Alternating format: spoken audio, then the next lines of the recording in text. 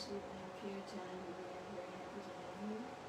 And we hope you will just settle back and relax and join in if you feel like it to Kirtan and to this is Bhagavad Gita class.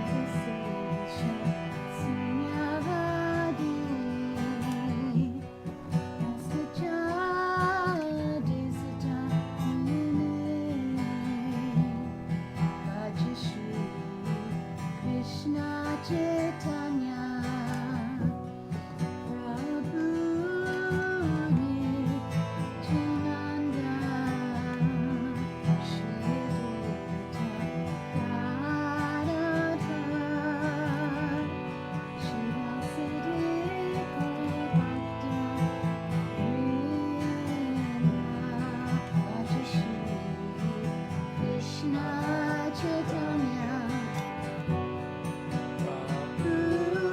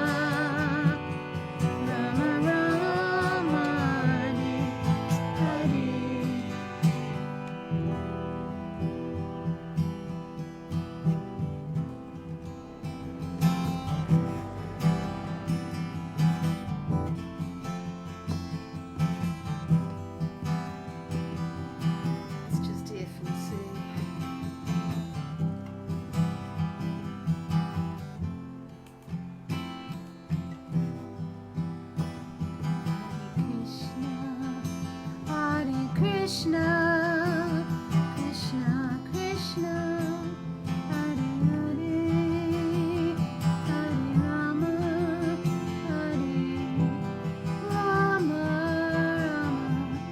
Rama, Rama, Hare Hare.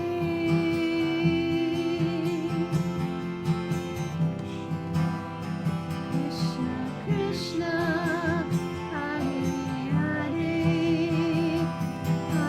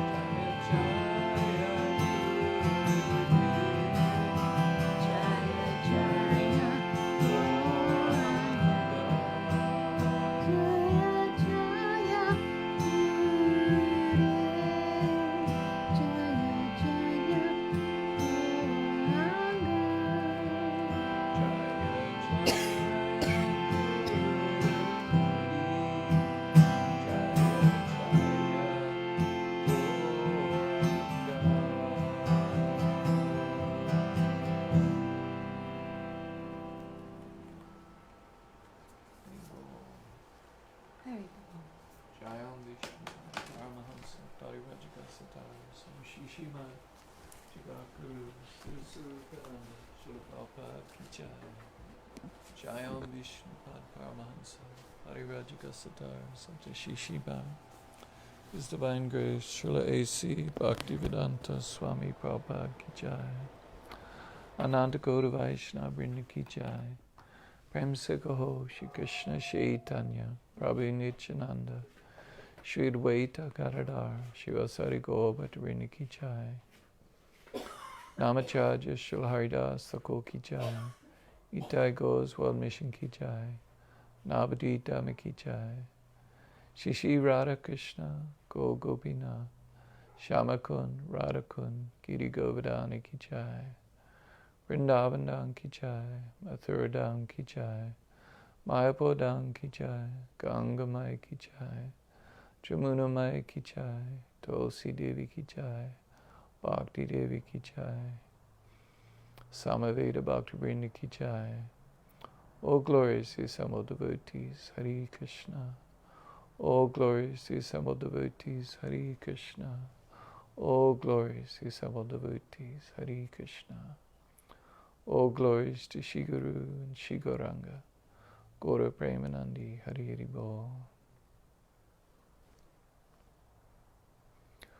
Oma Gina Timirandasya Gina Gina Salakaya Chaksurun Militanyena Tajmai Shri Guruve Namaha Shri Chaitanya Manobhistam Statpitam Yena Bhutale Swayam Rupa Kadamayam Dadati Swapadantekam Vandeham Shri Guru Shri Yuta Parakamalan Shri Gurun Vaishnavamscha Shri Rupam Sagrajatam Sahagana Raghunatham Vitam Tam Sajevam Sadvaitam Savadutam Parijana Sahitam Krishna Chaitanya Devam Shri Radha Krishna Padan Sahagana Lalita Shri Vishakan Vitamscha Hey Krishna Karuna Sindhu Dina Bandhu Jagapate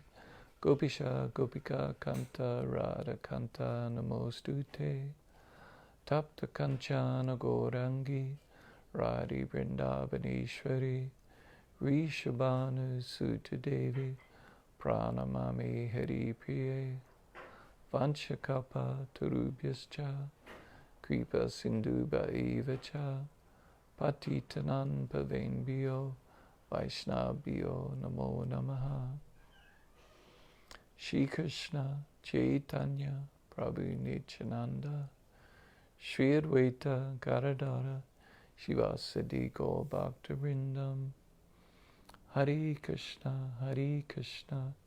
Krishna Krishna Hare Hare Hare Rama Rama Rama Hare Hare Nama Om Vishnu Padaya Krishna Prastaya Bhutale Srimate Siraswarupananda Paramahansa Niti Namine Namo Siraswarupananda Paramahansa Namine Gaura Karuna Swarupaya Radha Krishna Prastayate. For speaking first half of my respectful obeisances unto the lotus feet of my spiritual master, Jagat Guru Siddhasarupananda Srila Prabhupada, whose very dear Lord Krishna, having taken shelter at his lotus feet, Srila Prabhupada is the mercy manifestation of Lord Chaitanya, and is very dear to Radha and Krishna, Gaura Karuna Swarupaya Radha Krishna Prastayate. Now for my respectful obeisances unto all the Vaishnava devotees of the Lord, who full of compassion upon the fallen souls and are like wish-fulfilling trees, able to satisfy all the desires of the living entities.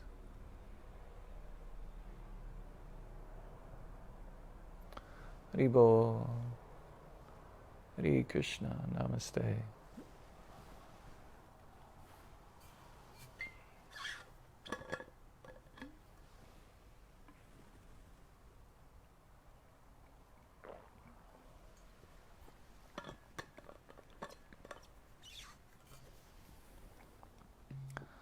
So we're continuing on Bhagavad Gita chapter 2, and we just got to a section, from text 211 to 225. Krishna has been expounding upon the nature of the soul, or the nature of the embodied Dehi. And then in text 26 he sort of changed it and sort of came from the opposite point of view. He'd been speaking about how we're not the body, that we're eternal, sanatana, that we're nitya, eternal, that na hanyate hanyamani sari re, that the soul slays not nor is slain. And then in text 26 Krishna changed it to a little bit that if you look at things differently, even if you're worried about the body, that still you have no cause to lament. And so text 27 now, Krishna says, Jatasya hidruvo mrityur dhruvam janma mitasya cha tajmada parihayate na tvam sositu mahase. One who has taken his birth is sure to die, and after death one is sure to take birth again. Therefore, in the unavoidable discharge of your duty, you should not lament. One who has taken his birth is sure to die, and after death one is sure to take birth again. Therefore, in the unavoidable discharge of your duty, you should not lament. So whereas previously Krishna has been speaking about how the soul never dies and does not come into being, has not come into being, and will not come into being, in text 20, and that for the soul, changing bodies is just like changing clothes. So here Krishna is sort of talking from a more practical point of view, or I'm not sure if practical is the right word, but from a slightly different point of view, and saying, well, that for one who is born, one who's taken his birth, he's sure to die, and after death, one is sure to take birth again. So in essence here, Krishna is saying, since birth and death are unavoidable, you should not lament. So in other words, for whoever takes birth, death is certain. So there's a saying that there's only two things certain in life, and one is death and the second one is taxes. And some people appear able to avoid taxes, or maybe they just decide, I'm never going to pay taxes, and just never get into the taxation system. I've known some people who do that, or others who just try to avoid taxes at any cost. But generally speaking, the state will catch you at some point, and you will pay some taxes. But I've never met anyone who's avoided death. Right? For one who is born, death is certain. And in fact, from the moment we are born, in fact, we're actually dying. Every second that passes, we've died 1 second. There's only so many seconds that we're destined to have in this particular body according to our karma and activities. And there's so many breaths we can take. And sometimes yogis are able to extend their life as they're able to hold their breath longer. Right? And this sort of extends life. They have a certain amount of breaths that, according to their karma, that they can take, and if you can extend the length of the breath, then you can extend the length of time you'll spend in the body. But nonetheless, even the yogis still have to leave this body at some point. They cannot extend their life within the body forever. Sometimes there's a festival at the Kumbh Mela festival that takes place I think it's every dozen years or so in India at the confluence of the Ganges or the Ganga, the Jamuna, and the underground river, the Saraswati. And so at this festival, there's people just come from all over India, all kinds of different types of saintly people, Nagas, followers of Lord Shiva who wander like sannyasi type renunciates, followers of Lord Shiva. All kinds of yogis come down from the Himalayas, and devotees go there. Srila Bhaktivedanta Swami Prabhupada went there with his disciples. And anyway, there's a yogi there who's said to be over 400 years old. And so this, of course, is very, very old in terms of material perspective. But nonetheless, the yogi has to leave his body at some point. Can't keep the body alive forever. And there's always been the desire to find what they call the fountain of youth. Like in Greek and Roman mythology, there's always the stories about the seeking out or searching for the fountain of youth.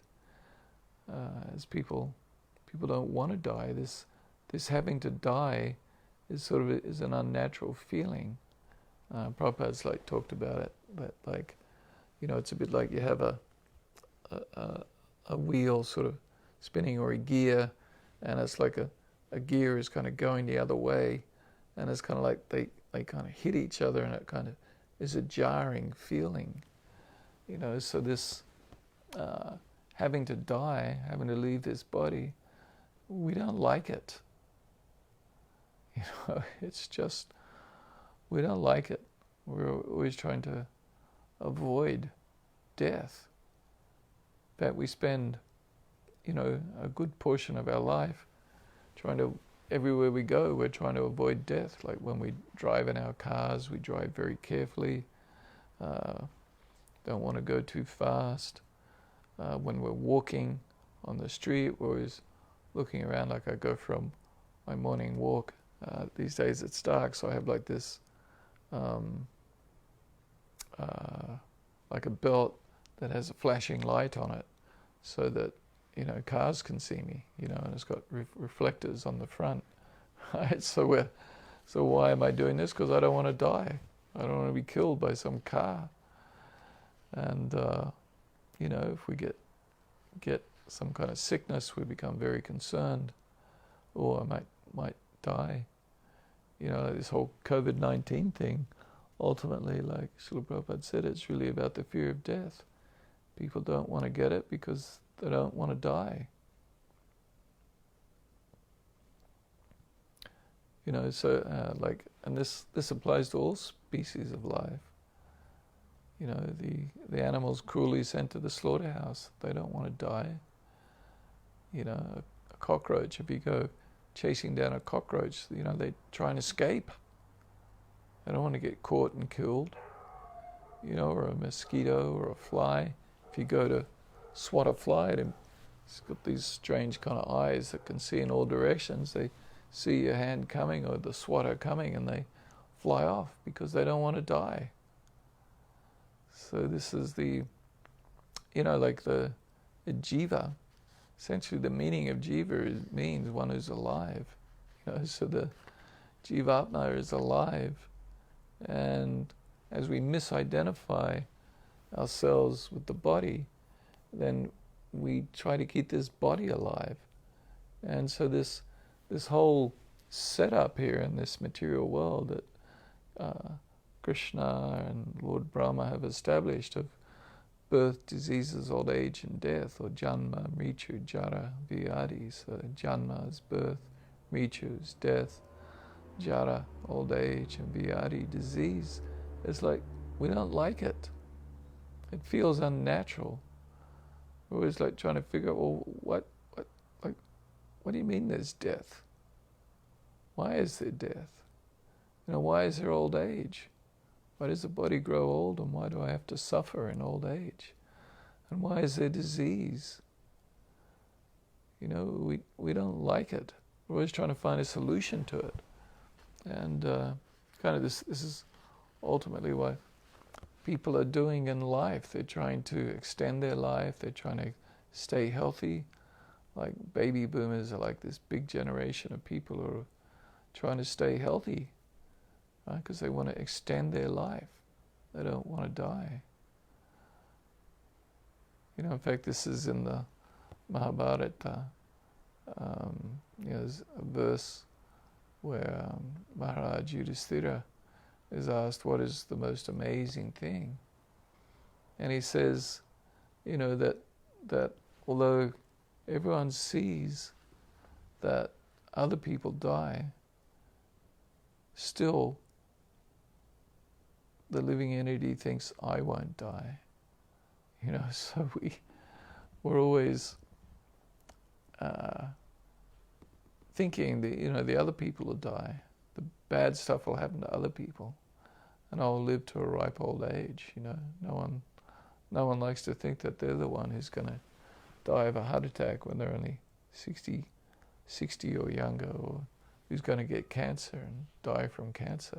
We all like to think it's the other person who's going to get that. But here, Krishna in this verse is saying, Jatasya hidruvo mitru dhruvam janma mritasya cha. For one who is born, death is certain. So if you've taken birth, then death is certain. It's just a matter of time. When will it happen? Every moment you're alive, you're dying. But it's always like, when people find out suddenly they've got a major disease that's going to be the cause of their death, they then say, they'll call a friend or their relative and they'll tell them, I'm dying. Meaning that what they're really kind of saying is, well, I know what the cause of my death is going to be, and I have an approximate time frame. It's going to be in the next, according to the doctor, it's going to be in the next 1 to 2 years or 1 to 2 months, whatever the prognosis might be. Whereas really, we should be saying, everyone is dying. Everyone is dying. As Krishna says, for one who is born, death is certain. When people ask us, oh, how old are you? Well, we should be saying, oh, I have died 63 years.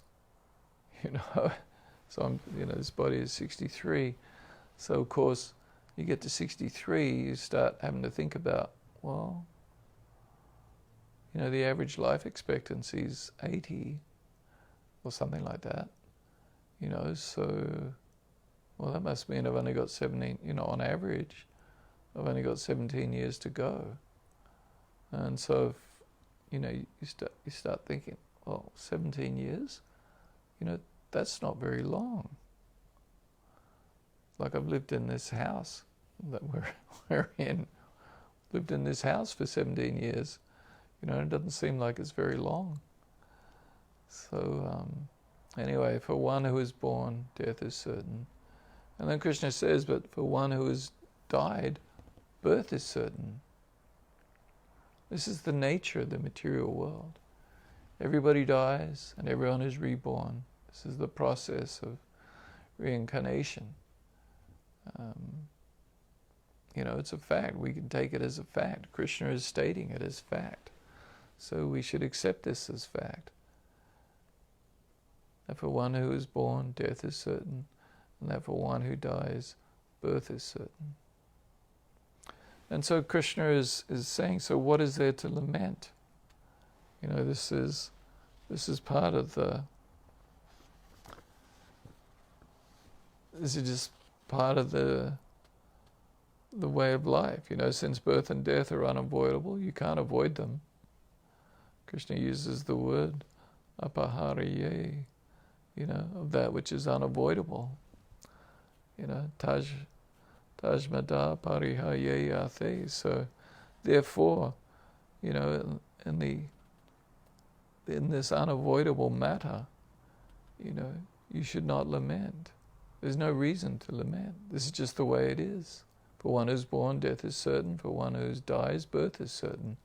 This is the nature of the material world. This is the nature of life in the material world. So there's nothing to lament in it. It's just the natural order of things. And most certainly, it is not it's not a reason to avoid discharge of your duty. Right? This Dharma, I spoke probably at way too long a length last week about the importance of Dharma or duty. And, so this fact that people who are born are going to die is not a reason to not discharge your duty. So Srila Baladev Vijayabhusana says, for the eternal element, the Atma, which attains birth, Jatasya, by accepting a body under the laws of karma, death is certain with the destruction of those karmas. So we take birth, according to our karma, our activities in our past life, our activities and our desires, and of course desires are a type of karma. They're a subtle karma. So we have the gross physical karmas or actions that we engage in, and these physical actions we engage in create reactions that we have to experience. Perhaps we can experience them in the same life, or we experience them in the next life, or in future lives after that. There's various kinds of, karmic reaction. And these are described actually in the Bhakti Rasamrita Sindhu by Srila Rupa Goswami. The 4 different kinds. But so we take birth according to our karma, our gross karma and our subtle karma, our desires. And then at a certain point, after we've worked out those particular karmas, then the body dies. After death, birth is certain, caused by the karmas of the previous body. So I took on a body according to my karma, and then when that karma of that particular body, the time allotted according to my karmic reaction is up, then I die and I take birth again as a result of the karma that I carried out, the actions I carried out in my last life. So it's all part of a intricate cycle of karmic reaction, action and reaction, creating different bodies one after another. This is impossible to avoid. Aparihaye. For this reason, ate, because Atma has the very nature of birth and death, you being learned should not fight, should not lament. Because Atma in this material world has this very nature of birth and death, then Arjuna, because you are learned, you're not you're not an ignorant person. Arjuna, you should understand the nature of life in this material world. It's a continual cycle of birth and death. So you should not lament for this, Arjuna. Even if you decline to fight, these people will die with the exhaustion of their present karmas. So in other words, Arjuna is so upset about Bhishma and Dronacharya and Duryodhana and his cousin brothers. But they're going to die anyway at the expiration of their karmas. of their present karma. But you will have deviated from your duty of fighting. So, if Arjuna doesn't engage in the act of killing, nonetheless, everybody on that battlefield is going to die, right, at some point. They're going to die according to their own karmic reaction, according to their own karma. And so, if Arjuna doesn't perform his duty and engage in the battle, all that will happen is that he will have, as Baladev Vidyabhusana says, but you will have deviated from your duty of fighting. So in the first chapter of Bhagavad Gita, and I spoke on this last week, one of the things Arjuna is concerned about is engaging in sinful activity. That it's sinful to kill respectable elders, and that killing is basically a sinful thing, and he won't be able to go to Swaga or heaven because of engaging in these sinful activities. But here Krishna is making the point that to not perform your duty is sinful. To not perform your dharma, to not fulfill your responsibilities and your duties and obligations, this is sinful, and it creates sinful reactions.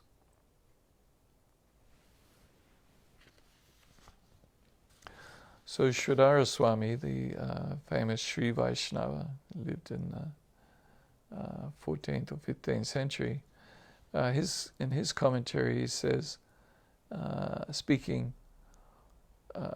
as though Arjuna is speaking, why is there still no need to grieve? Right? Arjuna is like, well, why shouldn't I grieve? So then this is being given here in this verse, the answer to this question. For one who is born, death is certain, and when the results of the actions which originated it are exhausted. So the results of the actions which originated the body. So,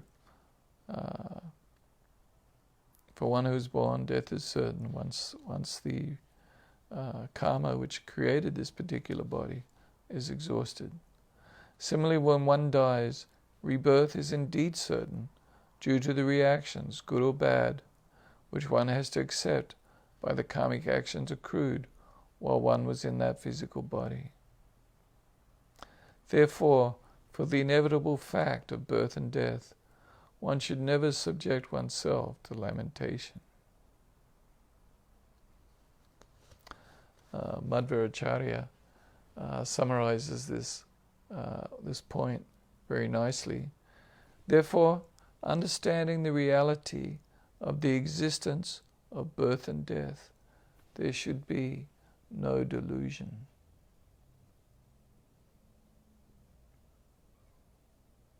Understanding the reality of birth and death, there should be no delusion. So we, generally speaking, people are just deluded. They're in delusion. They're not appreciating this, just the reality of this world of birth and death.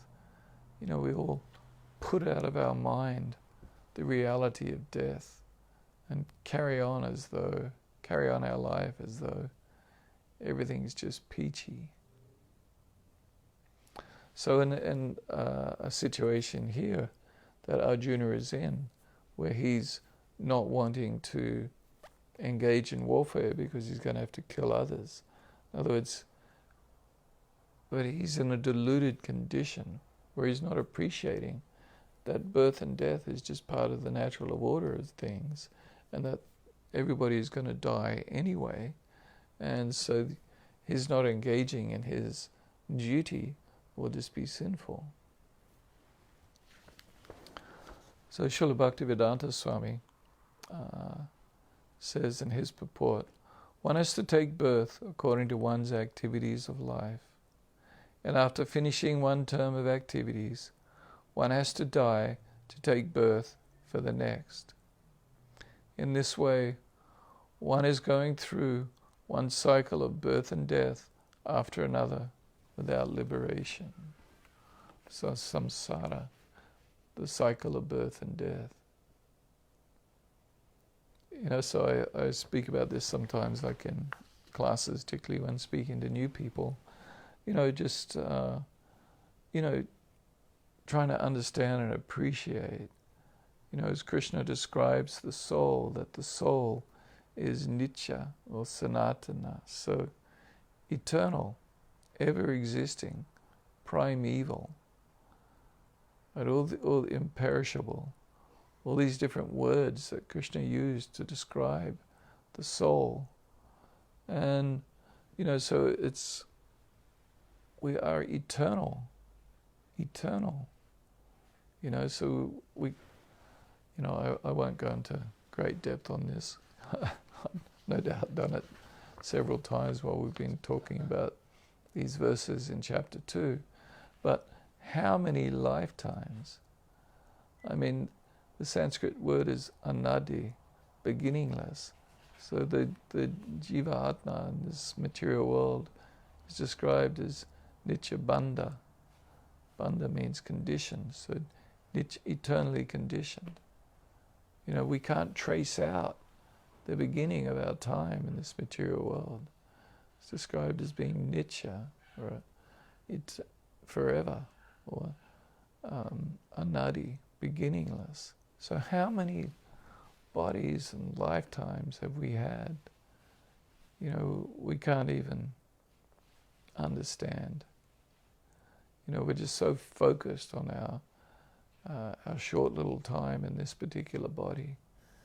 And we're so focused in the here and now, the right now, and in what I'm doing tomorrow and next week, what my plan is for my career.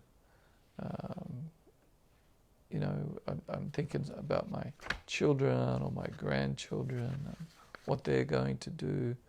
We're so absorbed in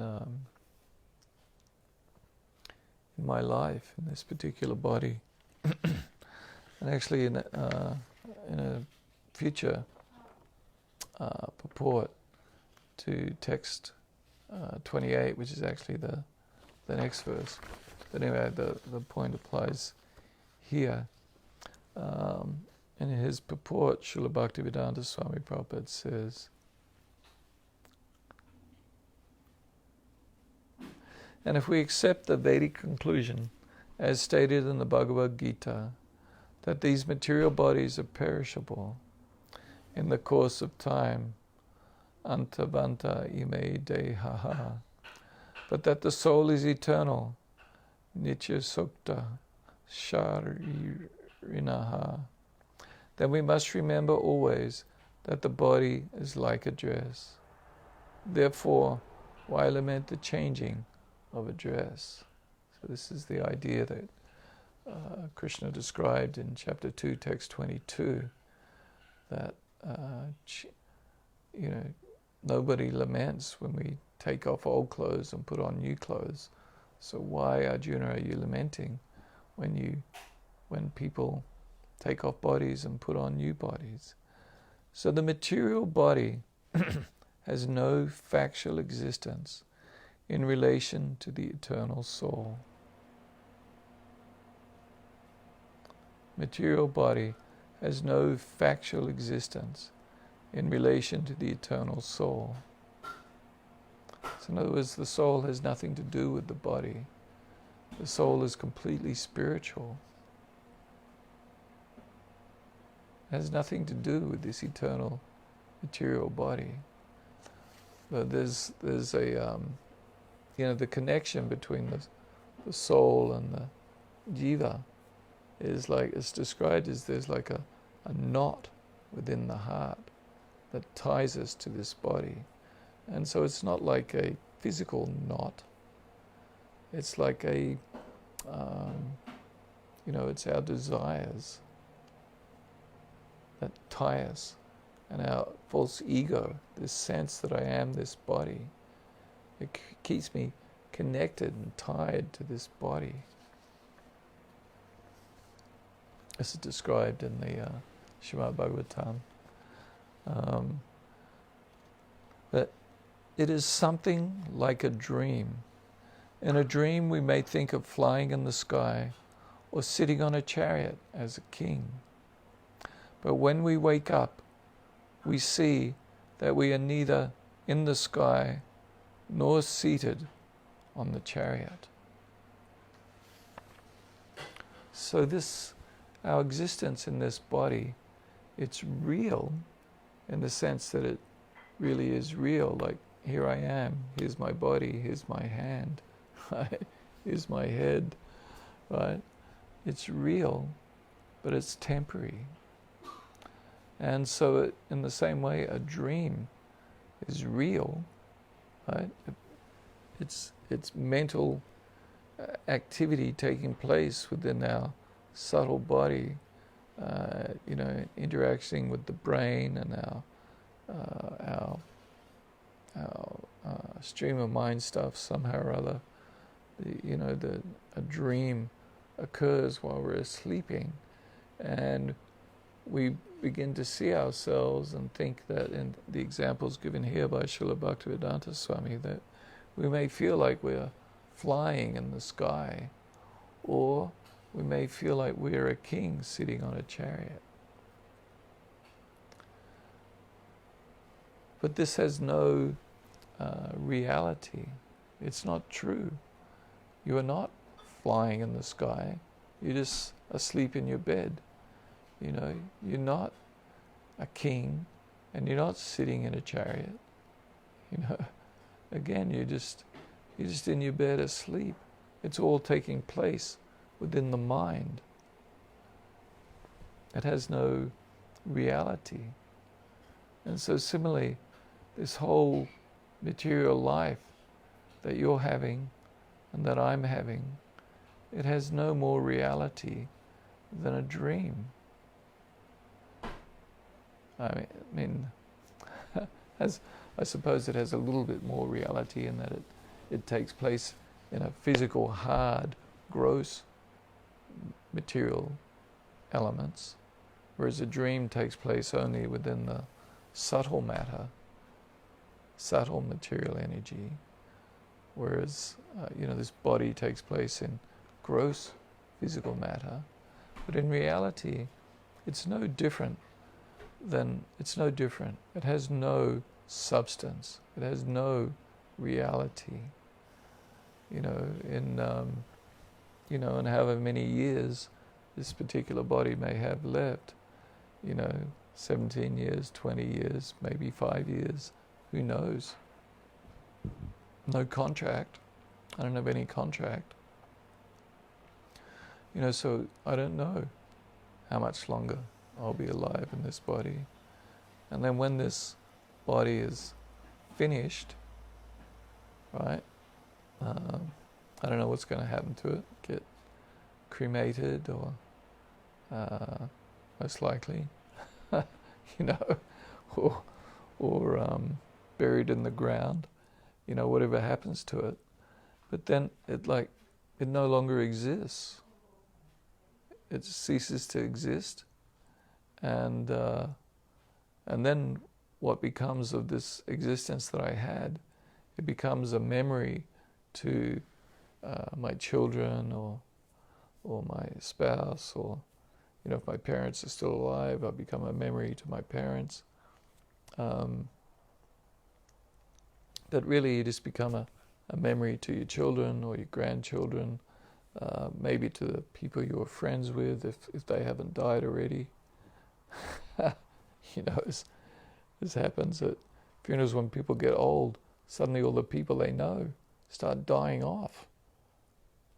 It's a bit like, wow, what happened to so and so? Oh, they died. Oh, so anyway, it becomes like you just become a memory, and then with the passage of time, then the people who were alive while you were alive, they've all died too. So then now there's no one who can remember you. You might have an old photo. I guess I guess now there's digital photos, but there's like so many digital photos. Like who's going to be looking at, who looks at their digital photos? Looking back over the past, you've probably got thousands of them in your phone, So you only look at the recent ones.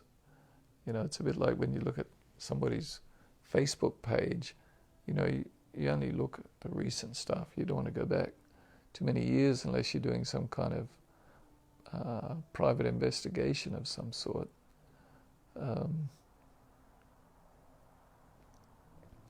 Anyway, the point I'm making is that this body is not real. It's temporary, and in reality, it's really no different than a dream.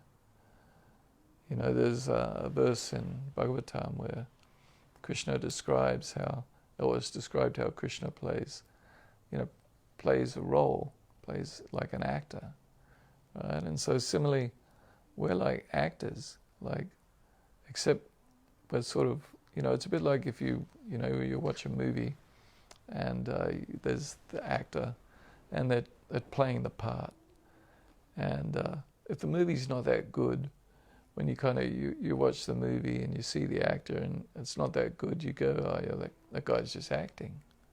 You sort of remember who the actor or actress really is, and you kind of see that, well, oh yeah, he's just like say he's Johnny Depp or someone who's just gone through and tried to sue the media because that they were saying he was a wife beater, and so he had to go to court and try and prove that he wasn't, and he lost his libel case because there was plenty of evidence that actually he is a wife beater. So you might watch a movie with this guy Johnny Depp, and if he's not doing a particularly good job of acting, so that you forget who he is, and you start seeing him, you start thinking, oh, that's Johnny Depp, he's the wife beater. He's not a very nice guy. And you start thinking about him instead of thinking about the movie. But if there's a really good actor, they just really get into their part, and they make it so that you forget that they're actually an actor acting in a movie. If it's a really good movie, you just get engrossed in it. But we're like that. We're like acting a part. I'm thinking that I'm me, Bhagavad Das, or Mark, to say it with an American accent. That I'm thinking that I'm Mark Ferguson, and I'm playing my particular role. I'm a father, I'm a husband, I'm a business person, I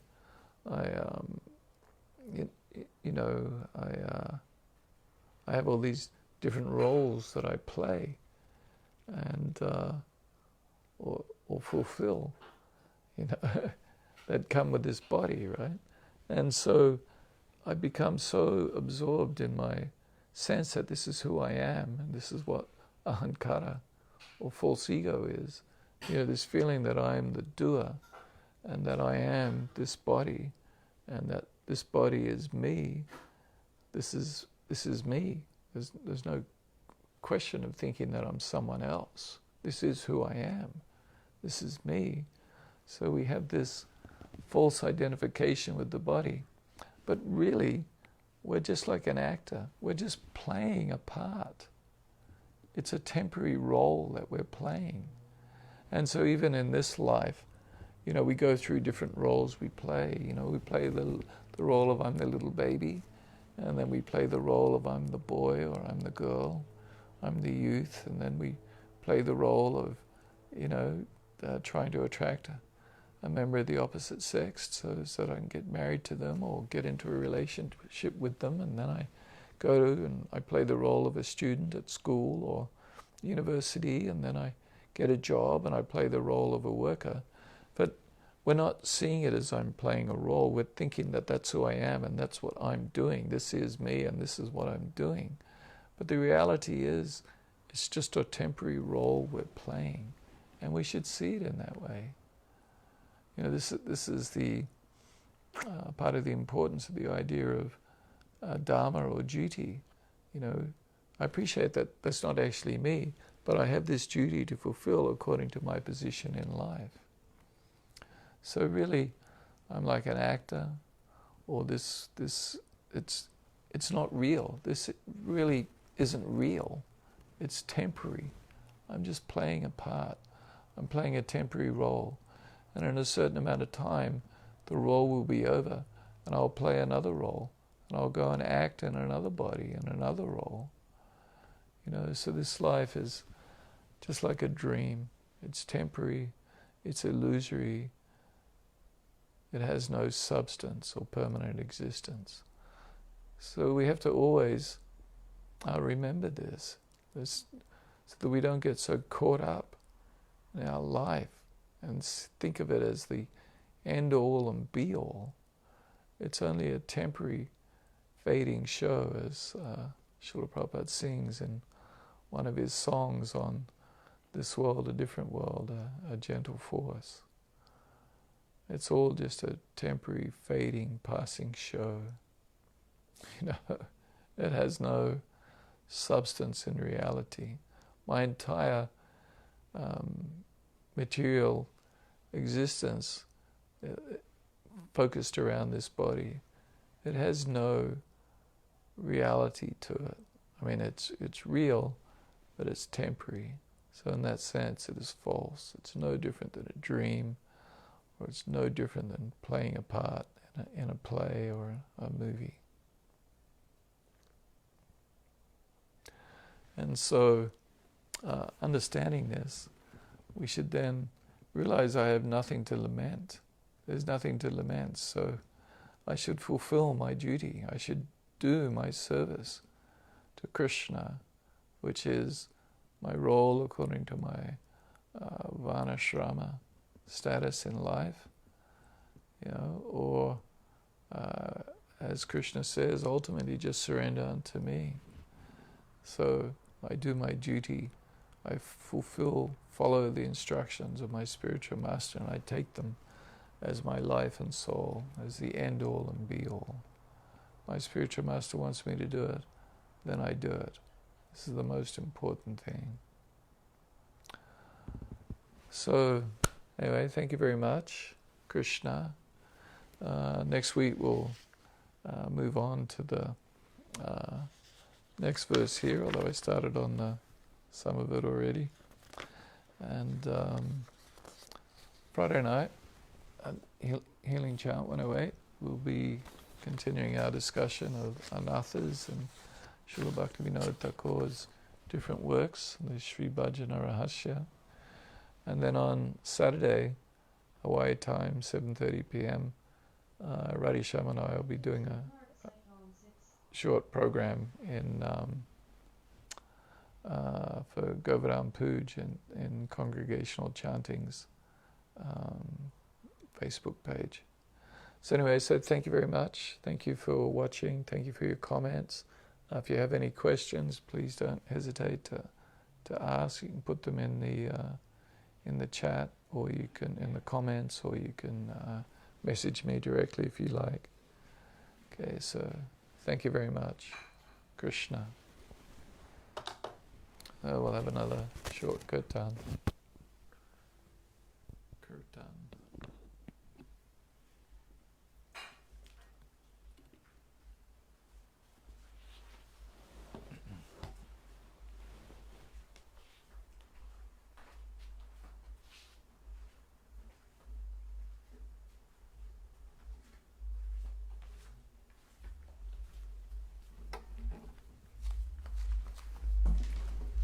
Hari Bhagavad.